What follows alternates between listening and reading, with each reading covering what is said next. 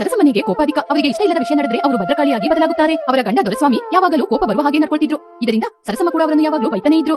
ಏನಮ್ಮ ಸರಸು, ಗಂಡನಿಗೆ ಏನ್ ಬೇಕು ಅದನ್ನ ನೀನು ಮಾಡದೇ ಇಲ್ವಾ? ಯಾವಾಗ ನೋಡಿದ್ರು ಬೈತಾನೆ ಇರ್ತೀಯಾ? ವಯಸ್ಸಾಯ್ತು, ಗಂಡನ ಸ್ವಲ್ಪ ಚೆನ್ನಾಗಿ ನೋಡ್ಕೊಳ್ಳೋಣ ಅಂತ ಆಲೋಚನೆ ಮಾಡಲ್ವಾ? ನಿಮಗೆ ಅದೊಂದೇ ಕಡಿಮೆ ಆಗಿರೋದ್ರಿ. ಇವಾಗ ನೀವು ಸರಿಯಾಗಿದ್ರೆ ನಾನು ಯಾಕೆ ನಿನ್ನ ಬೈತೀನಿ? ಹೌದು, ಇವಾಗ ನಿಮ್ಗೆ ಏನ್ ಬೇಕು?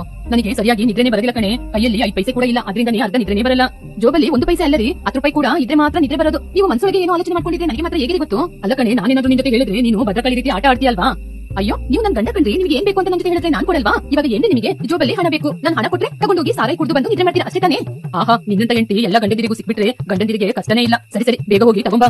ಹೀಗೆ ಮನೆಯೊಳಗೆ ಹೋದ ಸರಸಮ್ಮ ಕೈಯಲ್ಲಿ ಒಂದು ಸೌಟನ್ನು ತಗೊಂಡ್ಬಂದ್ರು. ಆ ಸೌಟನ್ನು ನೋಡಿ ರಂಗಸ್ವಾಮಿ ಅಲ್ಲಿಂದ ಓಡೇ ಹೋದ್ರು. ಅಷ್ಟರಲ್ಲಿ ಸರಸಮ್ಮನ ಮಗನಾದ ವಂಶಿ ಒಂದು ಹುಡುಗಿಯನ್ನು ಮದುವೆ ಮಾಡ್ಕೊಂಡು ಮನೆ ಅಂಗಳದಲ್ಲಿ ಬಂದು ನಿಂತ. ಅದನ್ನು ನೋಡಿ ಸರಸಮ್ಮ ದೊರೆಸ್ವಾಮಿ ಶಾಕ್ ಆದ್ರು.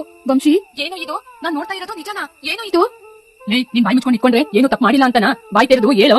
ಅಪ್ಪ, ಇವಳ ಹೆಸರು ವನಜ. ನಾವಿಬ್ರು ಒಟ್ಟಿಗೆ ಓದ್ದೋ. ಇವಳು ಗವರ್ಮೆಂಟ್ ಕೆಲಸಕ್ಕೆ ಪ್ರಿಪೇರ್ ಆಗ್ತಿದ್ದಾಳೆ. ಇವ್ರ ಮನೆಯಲ್ಲಿ ಇವಳಿಗೆ ಮದುವೆ ಮಾಡ್ಬೇಕು ಅಂತ ತೀರ್ಮಾನ ಮಾಡಿದ್ರು. ಅದರಿಂದನೇ ನಾವು ಮದುವೆ ಮಾಡ್ಕೊಂಡು. ಅಪ್ಪ, ನನ್ನನ್ನು ಕ್ಷಮಿಸಿ. ಅಮ್ಮ, ನೀವು ಕೂಡ ನನ್ನನ್ನು